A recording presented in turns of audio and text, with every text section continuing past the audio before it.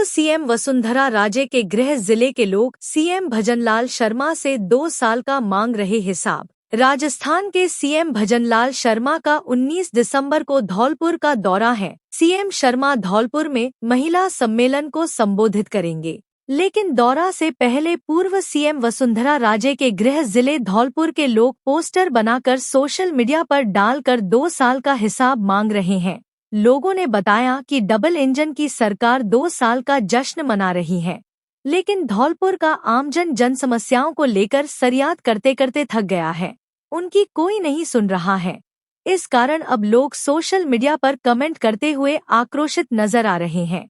लोगों ने बताया कि धौलपुर में 2 साल में एक भी विकास कार्य नहीं हुआ है।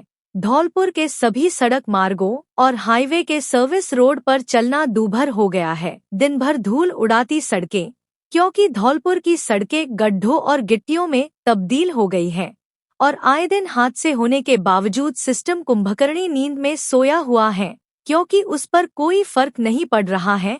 गड्ढेदार सड़कों से लोगों के शरीर में दर्द की शिकायत होने लगी है। साथ ही सड़क मार्गों से उड़ती धूल से एलर्जी, दमा और अस्थमा जैसी बीमारियों से ग्रसित हो रहे हैं। यही नहीं, धौलपुर शहर में जगह जगह गंदगी का आलम बना हुआ है। देखा जाए तो जिले के आला अधिकारियों पर आमजन की फरियादों का कोई असर दिखाई नहीं दे रहा है, क्योंकि सिस्टम चश्मा उतार कर देख ही नहीं रहा है। लोगों ने बताया कि शहर की 66 कॉलोनियों में सीवर लाइन का गंदा पानी भरा हुआ है। राष्ट्रपति से लेकर प्रधानमंत्री, मुख्यमंत्री तक हजारों बार लिखित शिकायतें करने के बाद सुधार नहीं हुआ है।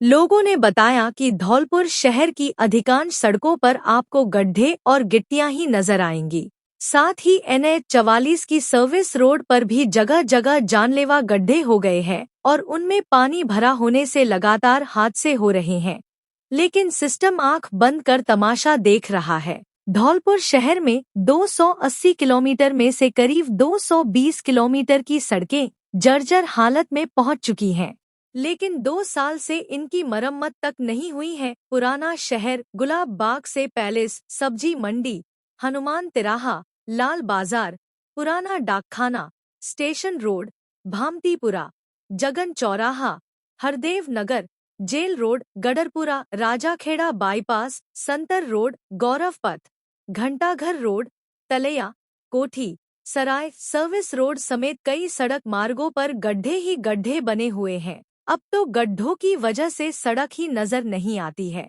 बारिश थमने के बाद भी जल भराव की समस्या खत्म होने का नाम नहीं ले रही है। धौलपुर शहर की 66 कॉलोनियों में बारिश थमने के बाद भी जल भराव बना हुआ है। समस्या हमारी जगदम्बा कॉलोनी, जयपुर रोड, धौलपुर में मैं रह रहा हूँ। मैं जिला आयुर्वेद अधिकारी रिटायरमेंट हुआ हूँ। मेरी समस्या 2 साल से इस कदर की है कि नारकीय जीवन व्यतीत कर रहा हूँ। यहाँ कई समस्याएं पूरे समाज की लेकर के मैं नगर परिषद गया। नगर परिषद मैंने हाथ जोड़े, मैं नगर परिषद में रोया हूँ। मुख्यमंत्री साहब, आपका दौरा जो हो रहा है वो मोटी मोटी सड़कों पर हो रहा है, कभी गलियों में आकर के देखें आप धौलपुर की में, तो नारकीय जीवन है। यहाँ पे मेरे बच्चों को डेंगू हो गया, यहाँ पे कई बार मरने से बचे हैं। यहाँ मैं रो रो करके वहां पे आया हूँ। 4 आदमी वहां पे खड़े हुए थे, उन्होंने कहा बुड्ढा रो रहा है, कुछ सुनो भाई सुनो, लेकिन वहां जिला परिषद में मेरी कोई सुनवाई नहीं हुई। मैं रो के अपने आंसू लेके चला आया। हम करेंगे करेंगे, हर बार आश्वासन ये मिलता है। ऐसे आश्वासन से क्या हो, ऐसी सरकार से क्या है। यहाँ पे कोई व्यवस्था नहीं है, ना तो कोई पार्षद कोई काम कर रहा है, ना कोई सरकार काम कर रही है। जिला कलेक्टर को अभी हमने निवेदन किया, लिखित में दिया हुआ है, मेरे बच्चे ने भी लिखित में दिया है, लेकिन कोई सुनवाई नहीं हो रही है। यहाँ पर नारकीय जीवन में मच्छरों का इतना प्रकोप रहता है, चारों तरफ पानी भरा हुआ है। किसी तरह से धौलपुर की जो गलियां हैं उनको सफाई करवा दी जाए।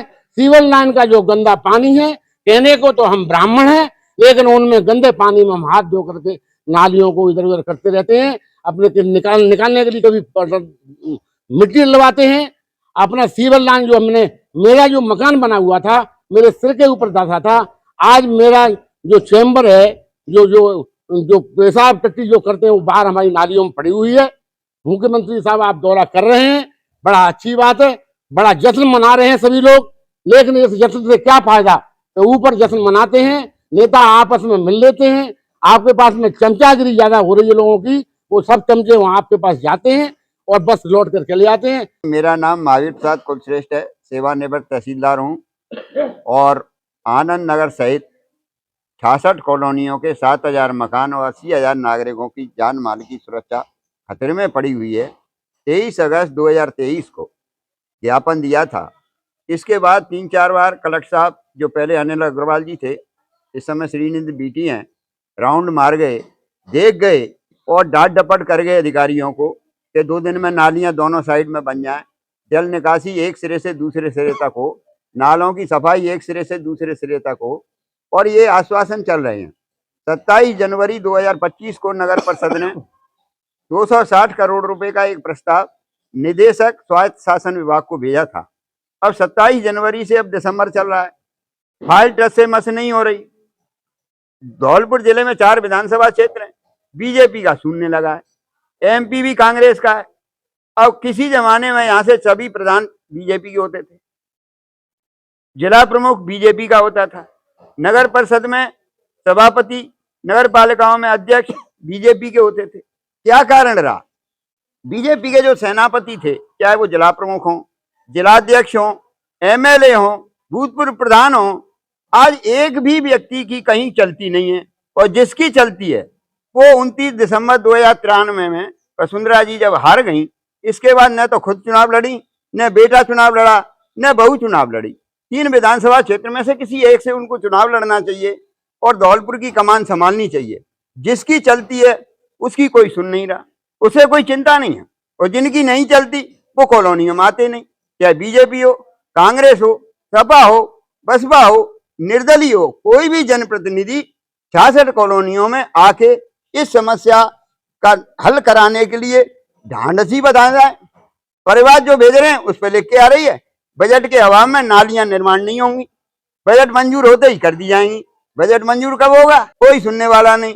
मकान बैठ रहे हैं, फर्श बैठ रहे हैं, दीवार में दरार आ रही है, बीमारियां फैल रही हैं और सीवर के चैम्बर तक नहीं खुले 3 साल से।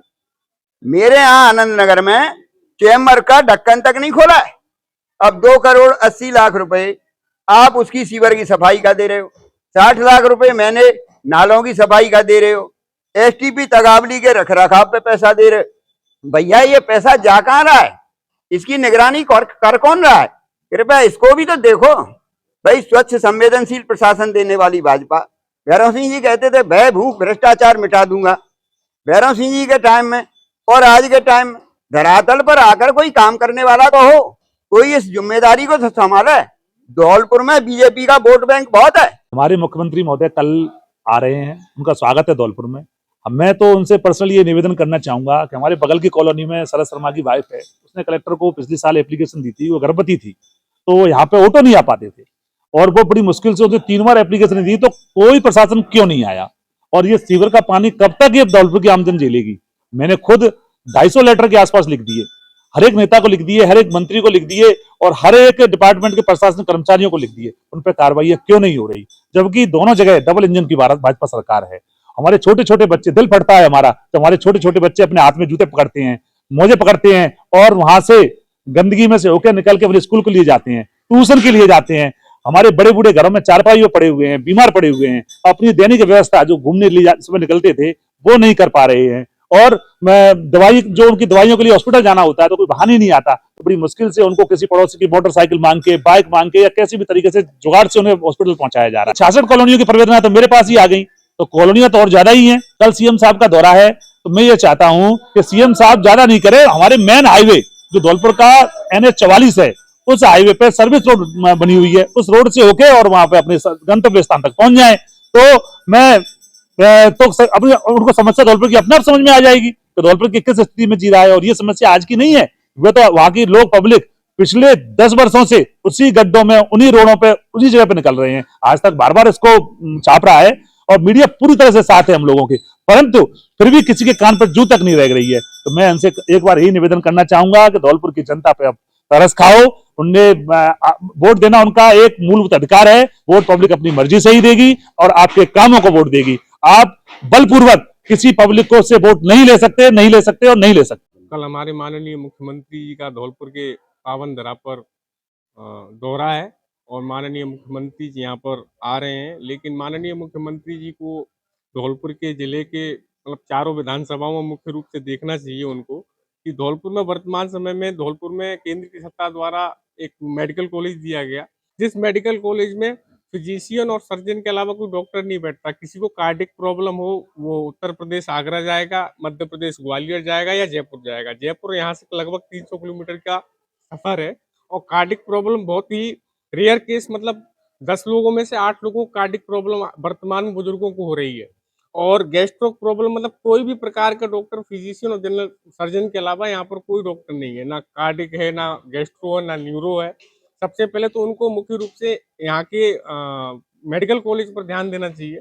वर्तमान समय में यहाँ पर स्कूलों में रिक्त पद डले हुए हैं और प्रिंसिपल का चार्ज दे रखा है टीचरों को, लेक्चरारों को। और बीएलओ मतलब मुख्य रूप से 12 से 14 जो स्कूल में टीचर हैं उसमें 8 से 7 बीएलओ लगा रखे हैं। 3 से 4 मतलब टीचर कभी भी किसी स्कूल को ऑपरेट नहीं कर सकता, किसी बच्चे को ऑपरेट नहीं कर सकता है।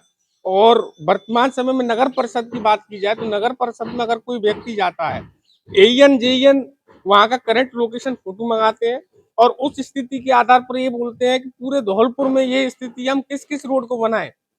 मतलब इस प्रकार की चीजों का आधार पर ऐसा लगता है कि एईएन जेईएन अपनी जेब से पैसे खर्च कर रहे हैं।